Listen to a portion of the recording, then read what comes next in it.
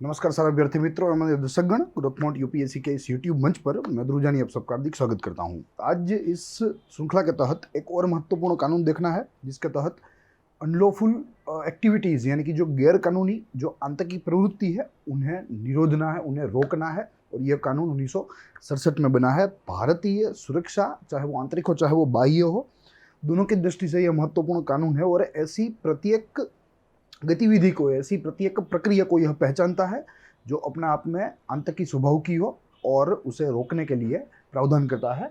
अपने आप में भारत के सुरक्षा क्षेत्र संबंधी यह पूरा कानून है। प्लस इस श्रृंखला का हमारा यह 96वां लेक्चर है, जो पूरी श्रृंखला आज़ादी के इस हमारे अमृत महोत्सव को समर्पित है। ठीक है, जिसके तले हम आज अगर देखें तो आज के भारत का जो स्वरूप है वो इन कानूनों की बदौलत ही है। और इन्हीं कानूनों से आज भारत में जो प्रबंधन है, जो प्रशासन है, वो हो रहा है। ठीक है, तो इन सारे जो है बिंदुओं को ध्यान में रखते हुए, मद्देनजर रखते हुए यह हमें पूरी श्रृंखला इस आज़ादी के 75 वर्ष को समर्पित करते हैं। साथ ही आप हमारे साथ हमारी वेबसाइट के थ्रू जुड़ सकते हैं, growthmouteducation.com, जिसके तले आप यह सारी चीज़ें तो in the form of content पाएंगे ही पाएंगे, मगर अन्य जो परीक्षा संबंधी संसाधन है, चाहे वो संधि सेवा के लिए हो, चाहे वो अन्य प्रतियोगिता परीक्षा के लिए हो, वो सारी चीज़ें आपको यहाँ से उपलब्ध रहेगी। तो आप आज ही हमारी वेबसाइट विजिट कीजिए, हमारे साथ रजिस्टर कीजिए।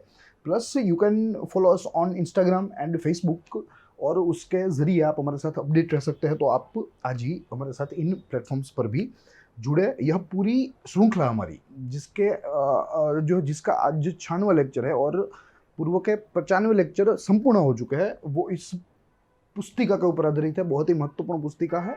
मेनली जो सिविल सर्विसेज है, जो अन्य कॉम्पिटिटिव एग्जाम्स है, उन छात्रों की ज़रूरतों को, उन परीक्षा की ज़रूरतों को ध्यान में रखते हुए चीज़ें यहाँ डिज़ाइन की गई है, कंसोलिडेट की गई है। तो यहाँ हम इसी पुस्तिका के ऊपर आधारित एनालिसिस को आपके सामने रखते हैं, और उसमें मेरा जो वैल्यू एडेड रिसर्च है वो आपके सामने प्रस्तुत करता हूँ। जीएस पेपर 3 के साथ ये मुद्दे जुड़े हुए हैं, और सिक्योरिटी यानी कि सुरक्षा एवं डिजास्टर मैनेजमेंट, दुर्घटना प्रबंधन या आपदा प्रबंधन के बारे में यहाँ इस भाग 12 में चर्चा की गई है। इन दो विषयों के संबंधी कानूनों की चर्चा की गई है, जो इस पुस्तिका का आखिरी भाग है। अब शुरू करेंगे आज की मूल बात, जो कि यूएपीए यानी कि अनलॉफुल एक्टिविटीज प्रिवेंशन एक्ट, इसे संक्षिप्त में यूएपीए के नाम से जाना जाता है। और पिछले कुछ साल पहले यानी कि 2019 में यह जो अधिनियम है वो फिर से चर्चा में आया था, क्योंकि 2019 में जो नई सरकार है यानी कि जो एनडीए 2 है, उनके द्वारा इसमें फेरफार किया गया था। उन फेरफार को भी हमें देखने हैं, मगर कहने का तात्पर्य यह है कि ये बहुत ही पॉपुलर, बहुत ही चर्चित अधिनियम रहा है।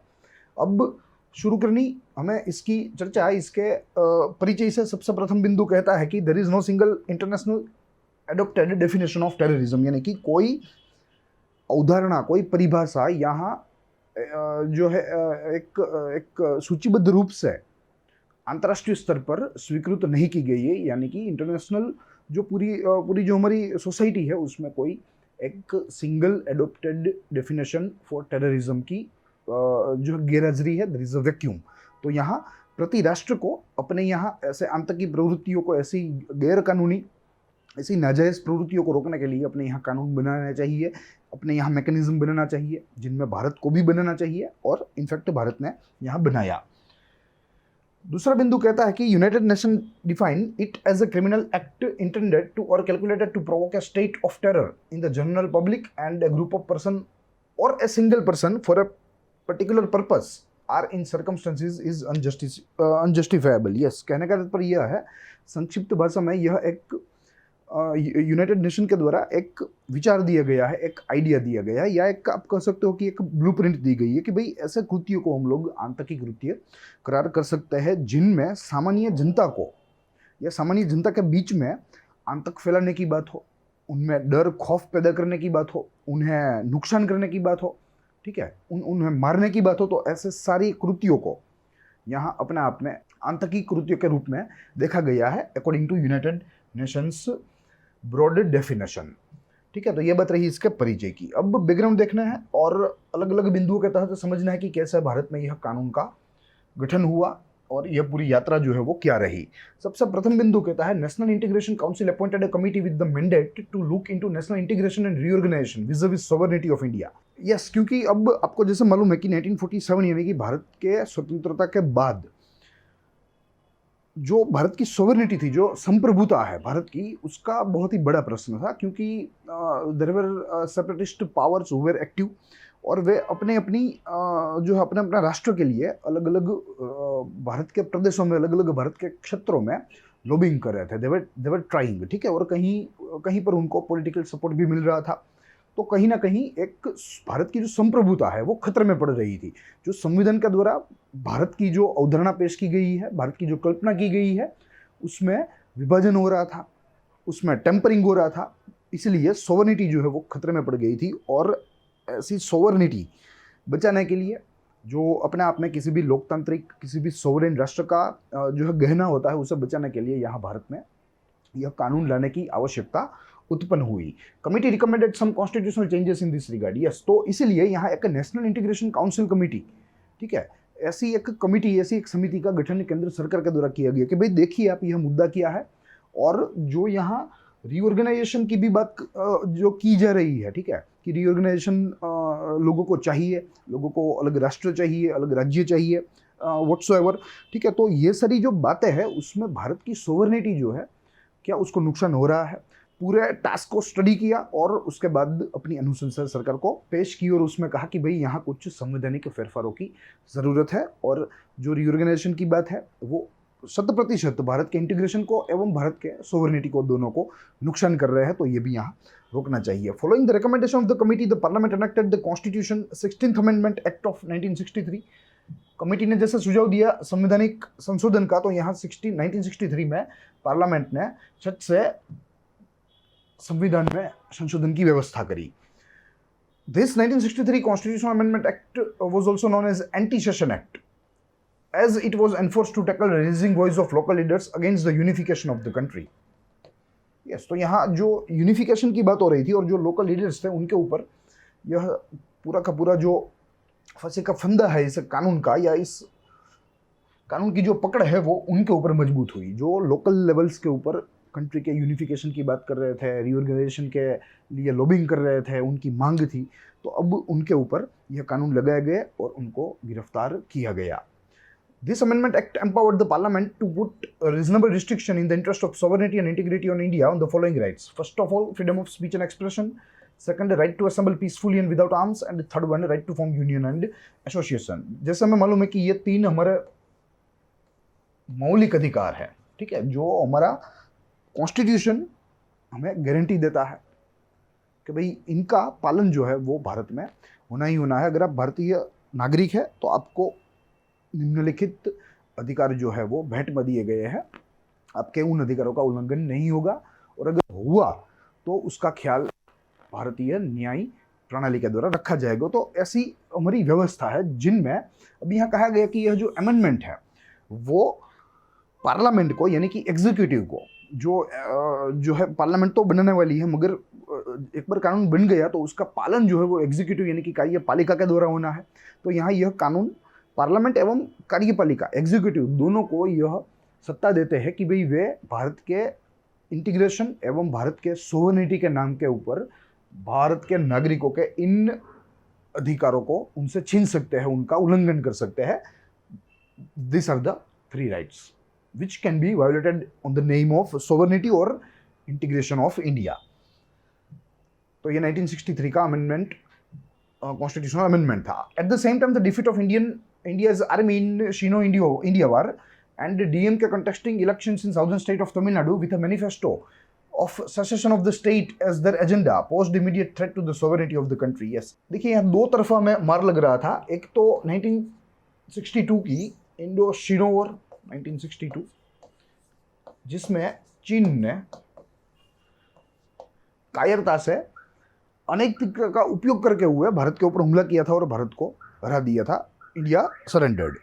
तो यहाँ एक तो ये पहलू था, और दूसरी बाजू साउदर्न स्टेट में डीएमके, जिसे द्राविड़ीय मुनेत्रा कज़गम कहते हैं, जो स्वतंत्र भारत की सबसे पुरानी, सबसे पहली जो है पॉलिटिकल पार्टी है, ठीक है। तो उसके द्वारा भी इलेक्शंस लड़े जा रहे थे। इलेक्शंस में उन्होंने अपने मैनिफेस्टो में रखा कि भाई हम लोग अगर सत्ता में आए तो इस स्टेट के कुछ भाग को हम लोग सेसेस कर देंगे, यानी कि उसको छोड़ देंगे, दे देंगे। तो ये भारत के संप्रभुता के खिलाफ गंभीर प्रश्न था, भारत की अखंडता के खिलाफ गंभीर प्रश्न था। तो ऐसे मुद्दे यहाँ भारत की संविधान या भारत की सरकार के सामने थे। Pursuant of such background, the Unlawful Activity Prevention Act was enacted by the Parliament on 30th December 1967। तो इन सारी चीजों को रोकने के लिए, भारत को एक भारत बनाए रखने के लिए, उसकी अखंडता को बनाए रखने के लिए यहाँ ऐसी प्रवृत्तियों को रोकना अनिवार्य था। और ऐसी प्रवृत्तियों को रोकने के लिए यहाँ गैर कानूनी कानून या गैर कानूनी चीजों को, प्रवृत्तियों को रोकने वाला निवारक निरोधक कानून लाना जरूरी था, जिसकी बदौलत सरकार लाई। अब अगर अंतर्राष्ट्रीय स्तर पर देखें तो जैसे हमने देखा कि भाई कोई ऐसी अवधारणा नहीं है जो सर्व देशों के द्वारा, सर्व राष्ट्रों के द्वारा स्वीकृत हो, मगर यहाँ काफ़ी सारे ठरावों, काफ़ी सारे रिजोल्यूशन के तहत यहाँ इन प्रवृत्तियों को आइडेंटिफाई करने के लिए, इन प्रवृत्तियों को रोकने के लिए यूएन में कुछ मैकेनिज्म है जिनको हमें देखना है।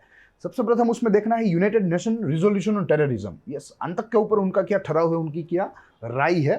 तो कहा गया है कि यूनाइटेड रिजोल्यूशन 1373-2001, देखिए ये प्रिलिमिनरी पॉइंट ऑफ व्यू से पूछा जा सकता है, वैसे पूछा नहीं गया है, मगर यहाँ काफ़ी स्कोप है कि जो ठराव नंबर है, ठीक है, वो पहचान होती है और पर्टिकुलर विषय के लिए पर्टिकुलर ठराव नंबर होते हैं। तो इन दोनों का मेल जो है पूछा जा सकता है। यहाँ 1373 resolution of 2001 deals with terrorism. This resolution placed restriction on organising, moving and funding of terrorist group. Yes, इसने क्या किया कि भाई जो आतंकवादी संगठन थे, जो गठबंधन थे, सबसे प्रथम तो उनके ऊपर प्रतिबंध लगाया, यानी कि उनका मिलन या उनका गठन, एक जगह से दूसरी जगह उनका जाना, उनका फंडिंग, यानी कि उनके जो सोर्सेज है, ठीक है, वो सारे भी अवैध यहाँ घोषित किए गए और वो सारा नेटवर्क एक तरह से तबाह करने का प्रयास किया गया। It also prescribed the reporting requirement for the member countries to combat terrorism. This resolution established the counter-terrorism committee to monitor state compliance. Yes, तो यहाँ इससे यह रिजोल्यूशन है और यह रिजोल्यूशन की बातों को इम्प्लीमेंट करने के लिए काउंटर टेररिज्म कमेटी की भी रचना की गई, जो यह सारी चीज़ों को मॉनिटर करेगा। फिर security council resolution on terrorism, resolution 1267 of 1999. This resolution establishes the Al-Qaeda and the Taliban committee and mandated sections against it. Later, the resolution 1333 of 2000 made sanctions stricter. Yes, तो यहाँ अलकायदा जैसे जो है terrorist organisations को सबसे प्रथम तो उनको पहचाना गया, फिर बाद में उनको प्रतिबंधित किया गया, इंक्लूडिंग several तालिबानी organisations. Resolution 1363 of year 2001 says that it establishes a monitoring mechanism by forming the monitoring group and sanctions enforcement support team with 15 members. Having expertise in custom, border security, counter-terrorism, etc. etc. ठीक है, तो कुल मिलाकर यहाँ अब एक ढांचा जो है वो बनता गया और ऐसे रिजोल्यूशन के तहत लगभग सारी आतंकवादी प्रवृत्तियों को शून्यतः करने का यहाँ प्रयास किया गया। फिर आया resolution 1319 of year 2002 which deals with the travel ban and arms embargo, ask the state to report the measures taken by them. Yes, तो यहाँ ट्रैवल बैन जिन टेररिस्टों के ऊपर लगा है, क्या उनका पालन हो रहा है, ऐसी सारी चीज़ों को यहाँ जो है रोकने के लिए फिर से एक रिजोल्यूशन पारित किया गया यूनाइटेड नेशन में और सारे सभ्य राष्ट्रों को इसका पालन करने का एक प्रकार से आदेश जो है वो दिया गया।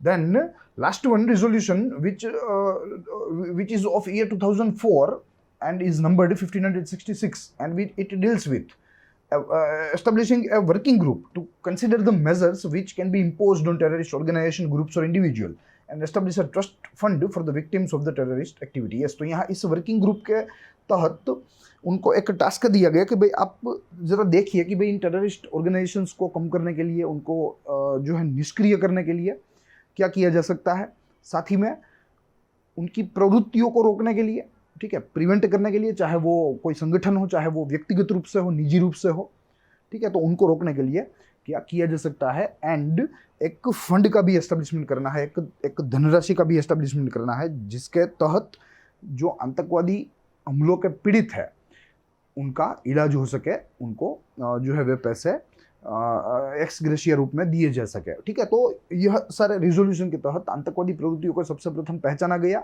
आतंकवादी संगठनों को प्रतिबंधित किया गया, निजी आतंकवादी है उनको भी प्रतिबंधित किया गया, उनके ऊपर ट्रैवल बैन लगाया गया, उनके ऑर्गेनाइजेशन मूवमेंट फंडिंग के ऊपर जो है प्रकार से सैंक्शंस रखे गए। और इस प्रकार पूरी जो पूरी नौ है पूरे विश्व के आतंकवादी नेटवर्क की, पूरे विश्व के टेररिस्ट नेटवर्क की, उसे यहाँ काटने का प्रयास यूनाइटेड नेशंस के इस रिजोल्यूशन के द्वारा किया गया। बट यह सारी चीज़ें फिर भी इनफ नहीं है। प्रति देश को अपनी सुरक्षा के लिए, अपनी आंतरिक एवं बाह्य सुरक्षा के लिए अपनी तरीके से कदम उठाने ही चाहिए, अपनी तरीके से मैकेनिज्म जो है वो बनाना ही चाहिए, जो भारत भी अपने आप में बना रहा है। तो अब मैं यहाँ इस यूएपीए कानून के कुछ उद्देश्य देखने हैं जो यहाँ विशेष करके रेखांकित किए गए हैं। 3 है। सबसे प्रथम कहता है to effective prevention of unlawful activities by terrorist group and organisation. Unlawful activities यानी कि गैर कानूनी जो प्रवृत्तियां हैं, जो आतंकवादी या आतंकवादी संगठनों के द्वारा हो रही है, उनको रोकना ये इस पर्टिकुलर कानून का सबसे प्रथम प्राथमिक उद्देश्य है। दूसरा to protect the sovereignty and integrity of India. Yes, Bharat की संप्रभुता एवं भारत की अखंडता दोनों की रक्षा करना, क्योंकि अगर आतंकवादी प्रवृत्ति होती रहती है तो यहाँ दोनों के लिए खतरा है, चाहे वो संप्रभुता हो चाहे वो अखंडता हो, दोनों के लिए खतरा है। तो इन दोनों को रोकना ये भी इस कानून का उद्देश्य है। और तीसरा to tackle anti secessionist tendency which can harm the unity of country. Yes, तो जो एंटी सेसेशनिस्ट टेंडेंसी है उसको भी यहाँ रोकना, जो अपने आप में पूरे राष्ट्र के लिए फायदेमंद हो सकता है। अब इसके कुछ प्रमुख प्रावधान देखने हैं, जिनमें सबसे प्रथम बिंदु में एप्लीकेशन यानी कि इसके व्याप के बारे में किया गया है कि ये अप्लाई कैसे होगा। It extend to the whole of India. संपूर्ण भारत में इसका एप्लीकेशन हो सकता है। It extend outside the country in the following cases if those involved are citizen of India, if those involved are the person in government services and if the cases is related to the ship or aircraft registered in India। ठीक है, वैसे यह भारत में ही लागू है, मगर अगर यह निम्नलिखित 3 चीजों में से कोई भी एक चीज होती है, ठीक है, और पूरा मामला जो है वो बाहर बना है, फिर भी यहाँ यह कानून जो है वो लागू होगा, भले ही भारत के भूभौगोलिक क्षेत्र के बाहर कोई भी घटना घटी हो, मगर या तो भारत का सिटीजन उसमें इन्वॉल्व हो, या कोई भी ऐसा सरकारी कर्मचारी, सरकारी अधिकारी उसमें इन्वॉल्व हो, या कोई भी ऐसा व्हीकल, कोई भी ऐसा एयरक्राफ्ट या जो है आप कह सकते हो कि सी क्राफ्ट उसमें इन्वॉल्व हो जिसका पंजीकरण भारत में हुआ हो, तो यहाँ यह कानून लागू होगा। तो ये 3 बहुत ही महत्वपूर्ण कंडीशंस है जो प्रिलिमिनरी पॉइंट ऑफ व्यू से भी महत्वपूर्ण है। दूसरा बिंदु कहता है अनलॉफुल एक्टिविटी, किसे गैरकानूनी प्रवृत्ति, किसे आतंकी प्रवृत्ति जो है माना जाए। It means action taken by individual or association by spoken or written words, sign or visible representation which encourage, intends or support secession of any territory of India or secession of any territory from the Union, questions, disrupt or disclaims the sovereignty and territorial integrity of India, and third, causes or intends to disaffection against India। Yes, तो यहाँ ये 3 में से अगर ये 3 भाव है, ठीक है, अगर ये 3 भाव है तो यहाँ किसी भी प्रवृत्ति को, चाहे वो मौखिक हो, चाहे वो चिन्ह के जरिए हो, चाहे वो गेस्चर्स हो, चाहे वो लिखित हो, ठीक है, अगर उन कोई भी प्रवृत्ति में अगर ये 3 में से कोई भी एक भाव शामिल है, these are ors,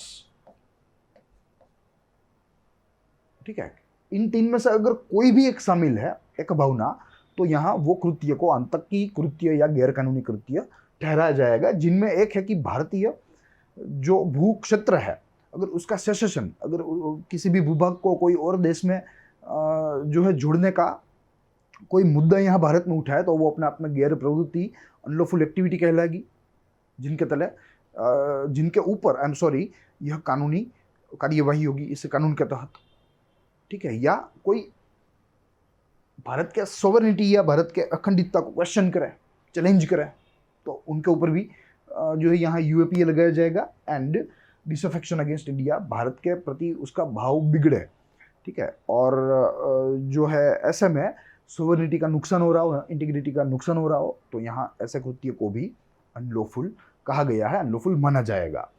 फिर अनलॉफुल एसोसिएशंस किन्हें कहा गया? The central government may by notification declare any associated to be unlawful या any association to be unlawful, I am sorry, on such grounds as it deems fit.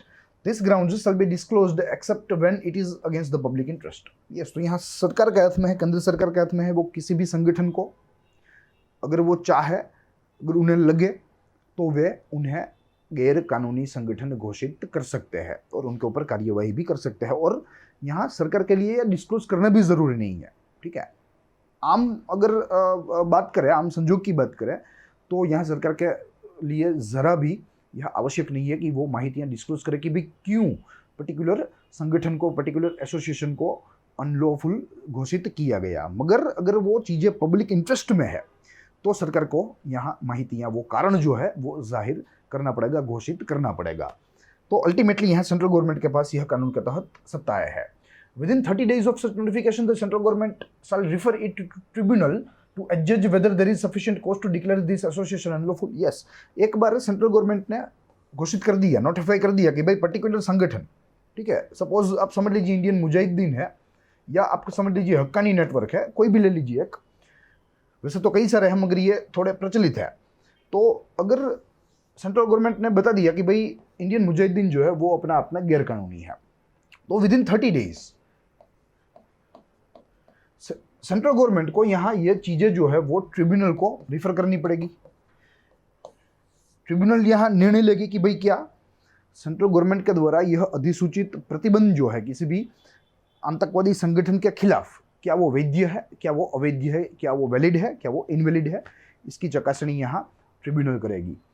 The tribunal shall give an opportunity to the association to provide reasons for why the association should not be declared as unlawful. यहाँ tribunal जो है वो मात्र एक ही पक्ष नहीं सुनेगी, क्योंकि वो न्याय प्रणाली है, तो दोनों पक्षों को यहाँ देखेगी।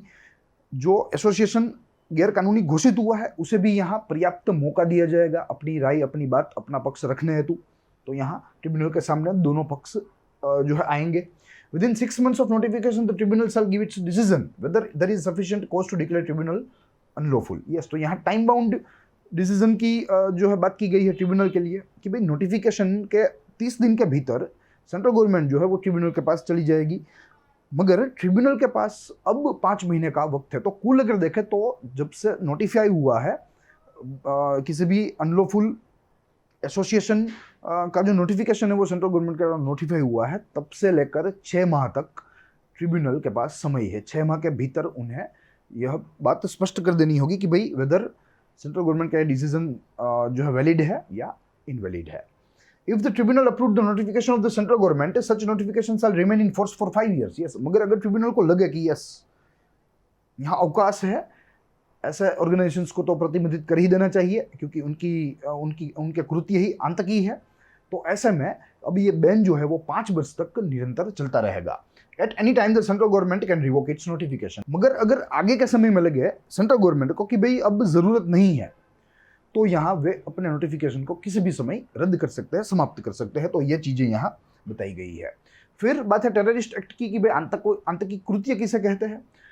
An act to threaten or likely to threaten the unity, integrity, security, economic security or sovereignty of India, or strike terror or likely to strike terror to people of India in any country by using bombs, dynamite, inflammable substance, any destructive weapons or substance like biological weapons, using criminal force or showing attempting such a force or causing the death of public functionary or attempting to cause the death of public functionary or detaining or abducting any person threatening to kill or injuring such a person to force the government of India, the government of any Indian state, international organization, international government organizations or any other person to do some act or abstain from doing any acts। ठीक है, तो ये बहुत ही broad definition हमें यहाँ दी गई है, जिनमें 2-3 प्रमुख बिंदु याद रखने हैं। सबसे प्रथम तो एक तो भारत की सोवरेनिटी एंड इंटीग्रिटी के खिलाफ कोई भी कृत्य हरगिज बर्दाश्त नहीं किया जाएगा, वो आतंकी कृत्य ही कहलाएगा, जो गैर कानूनी कहलाएगा,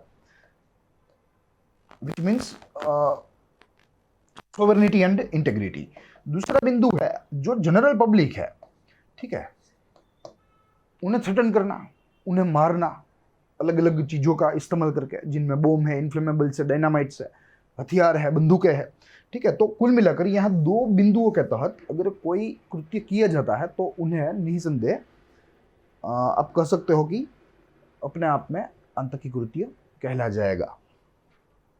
फिर उसके बाद punishment, if such an act has resulted in the death of any person punishable with death और life imprisonment and fine. Yes, अगर किसी भी व्यक्ति के द्वारा कोई आतंकी कृत्य को अंजाम दिया गया और उस आतंकी कृत्य से जो है लोगों की मौत हुई, कैजुअलिटी हुई, तो इन दैट केस यहाँ उस आतंकी को सजाए मौत तक का भी प्रावधान है, या आप कह सकते हो उसे लाइफ इम्प्रिजनमेंट जो है बितानी पड़ेगी, यानी कि मृत्यु तक कारावास, और उसे आर्थिक जुर्माना भी लग सकता है। In other cases punishable with minimum imprisonment of 5 years which can be extend up to life imprisonment and fine. मगर अगर आतंकी कृत्य को अंजाम दिया कोई भी व्यक्ति ने, कोई भी आतंकी ने, मगर कोई कैजुअलिटी नहीं हुई फॉर्चुनेटली, तो ऐसे में उनको 5 वर्ष तक कारावास मिल सकता है, और ये 5 वर्ष का कारावास लाइफ इम्प्रिजनमेंट तक एक्सटेंड भी हो सकता है इन केस अगर कोई आतंकी के वर्तन में कोई सुधार ना हो, और उसे आर्थिक जुर्माना भी साथ में लग सकता है। फिर the act also prescribes the punishment for conspiracy of terrorist act, organising terrorist camp, recruiting persons to do such act, harbouring और counselling person including involved in such act, holding proceeds of terrorist crimes and threatening witnesses etcetera. ठीक है, तो यहाँ ये indirect है। तो कहा गया है कि भाई कोई भी आतंकी जो डायरेक्टली इन्वॉल्व है, जो डायरेक्ट हमला करता है, वो तो गुनहगार है ही है, वो तो आतंकी है ही है, मगर जो इनडायरेक्टली उन्हें मदद करने वाले लोग हैं, जो अलग अलग भूमिकाओं में रहते हैं ऐसे कृत्यों को एग्जीक्यूट करने के लिए, तो वो भी अपने आप में यहाँ आतंकी ही कहलाएंगे, और उनको भी इसी अधिनियम के तहत सजा के प्रावधानों की व्यवस्था की गई है। फिर उसके बाद का बिंदु कहता है designation of terrorist organisation individuals, and organisation और individual shall be deemed to be involved in terrorism if he or she is found to be participate in or commit act of terrorism, prepare for terrorism, promotes or encourages act of terrorism and any other act of terrorism। ठीक है, तो इन सारे बिंदुओं के तहत किसी भी व्यक्ति को, किसी भी संगठन को आतंकी संगठन हम लोग मान सकते हैं। The central government may by notification designate any organization or individual as a terrorist and add it in schedule 1। तो ये भी यहाँ चीजें स्पष्ट की गई है। अब ये सारे प्रमुख प्रावधान थे। अब हमें यहाँ इस कानून के तहत कुछ सुधार देखने हैं, जिनमें मैंने बताया था कि 2019 में यह कानून काफ़ी चर्चा में रहा था, जिसका कारण यह है 2019 का अमेंडमेंट इंपॉर्टेंट है, हम लोग आएंगे, मगर कुल हमें देखना है कि इस कानून के तहत 4 बार अमेंडमेंट हुआ है, जिनमें 2 महत्वपूर्ण है। सबसे प्रथम इस कानून में अमेंडमेंट हुआ 2004 में, फिर 2008 में, फिर 2013 में, and lastly in 2019। But out of this 4 amendments we are going to discuss only 2 important amendments and they are 2004 and 2019। 2004 का सुधार कहता है कि important amendment because it provided definition for terrorist act to ban the organisation involved in this act. Yes, यहाँ परिभाषा दी गई कि भाई जो आतंकी कृत्य है, जो हमने देखा, वो आतंकी कृत्य दरअसल है कि उसकी परिभाषा क्या होती है, वो इस कानून ने बताया, इसलिए महत्वपूर्ण है। और दूसरा, before this amendment unlawful activities also included secession and cession of territory from India. अब यहाँ 2019 का अमेंडमेंट कहता है कि act allowed designation of an individual as an terrorist on the same grounds that of terrorist organisation. Yes, तो यहाँ जो designation है किसी भी इंडिविजुअल के लिए, वो सेम ग्राउंड है जो यहाँ टेररिस्ट ऑर्गेनाइजेशन के लिए है। जिन ग्राउंड के तहत, जिन आधार के तहत किसी भी संगठन को हम आतंकी जाहिर कर सकते हैं, वैसे ही उसी आधारों के अधीन किसी भी व्यक्ति को निजी रूप से हम लोग आतंकी घोषित कर सकते हैं। फिर amendment also allowed empowers officer of NIA to investigate cases. Yes, अब यहाँ इस अधिनियम से इस कानून का अधिकार क्षेत्र एनआईए तक लंबित किया गया, एनआईए तक जो है उसमें विस्तृतीकरण किया गया। Approval of director general of NIA is necessary for the seizure of the property. Yes, और यहाँ प्रॉपर्टी के सीजर के लिए जो एनआईए का डायरेक्टर जनरल है, उनके हस्ताक्षर, उनका इन्वॉल्वमेंट जरूरी है। तो यह सारे फेरफार यहाँ किए गए, जिनमें बहुचर्चित फेरफार जो था वो ये था। साइमल्टेनियसली ये भी थोड़ा चर्चा में रहा, मगर जो कोर बात थी इस अमेंडमेंट की वो ये थी कि भाई सेम ही ग्राउंड पर, जिस ग्राउंड पर टेररिस्ट ऑर्गेनाइजेशन को हम लोग घोषित कर सकते हैं, या किसी भी ऑर्गेनाइजेशन को टेररिस्ट ऑर्गेनाइजेशन घोषित कर सकते हैं, सेम उसी ग्राउंड पर किसी भी व्यक्ति को हम लोग आतंकवादी या टेररिस्ट घोषित कर सकते हैं। तो this was the main point of debate. ये बात रही इसके अमेंडमेंट्स की। अब यहाँ में इस कानून की आलोचना एवं इसके महत्व के बारे में देखना है। शुरुआत करेंगे आलोचना से। 3-4 बिंदु है। सबसे प्रथम बिंदु कहता है misuse of this act is the matter of concern. Yes, misuse, क्योंकि यहाँ जो सत्ताधारी पक्ष है वो अपने निजी हित के लिए, अपने राजनीतिक हित के लिए यह कानून को उपयोग में लेते हैं, और कई सारे निर्दोष, कई सारे जर्नलिस्ट, कई सारे ऐसे शांतिपूर्ण आंदोलनकारी, ठीक है, उनको यहाँ इन कानूनों की प्रोसीडिंग्स का सामना करना पड़ रहा है, उनके ऊपर अत्याचार किया जा रहा है। तो ये इस पर्टिकुलर आप कह सकते हो कि कानून का सबसे प्रथम आलोचनात्मक बिंदु। कहा गया है रिसेंटली सेवरल पोएट्स यानी कि कुछ कवि अपने जो है विचारों को व्यक्त करने पर उन्हें सजा मिली। Dalit activist, political activist have been detained under the provision of this act unfairly. Act defines terrorist act too liberal which might include non violent political protest against the government. Yes, जैसे मैंने आपको बताया कि टेररिस्ट एक्ट की जो अवधारणा है वो यहाँ इतनी ब्रॉड है, इतनी विस्तृत है कि यहाँ कोई भी जो है ऐसी शांतिपूर्ण ऐसे आंदोलन को भी यहाँ इंक्लूड कर सकता है इस कानून में या इस कानून की परिभाषा में, और यहाँ यह कानून का उपयोग करके उनके ऊपर कार्यवाही भी की जा सकती है। तो ये एक मिसयूज की ही बात है क्योंकि the definition of terrorist act is too liberal.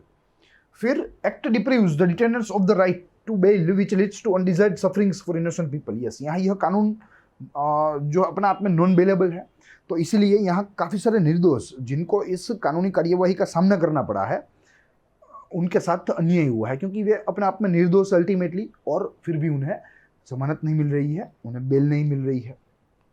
फिर according to the data of NCRB यानी कि National Crime Record Bureau, 67% of the cases under this act ultimately result either in acquittal और discharge of the accused person. ये 67% of the case, क्योंकि यहाँ साक्ष्यों की कमी की वजह से अदालतों को इन लोगों को छोड़ना पड़ रहा है। और यहाँ एक निष्कर्ष ये भी निकलता है कि भाई इस कानून का दुरुपयोग हो रहा है। एक बार उपयोग तो हो गया, मगर फिर अदालत में वे साक्ष्य पेश नहीं कर पाता है। जो इन्वेस्टिगेटिंग एजेंसीज होती है, जो एनफोर्समेंट एजेंसीज होती है, एक बार सरकारी मंत्रियों के कहने के ऊपर उन्होंने एक्शन तो ले लिया है, मगर अब जो चार्जशीट है वो फाइल नहीं हो रही है, जिनकी बदौलत जो जजेस होते हैं, ठीक है, वो ऐसे कल्प्रिट्स को बाइज्जत बरी करते हैं। ठीक है, तो यहाँ यह आंकड़ा है।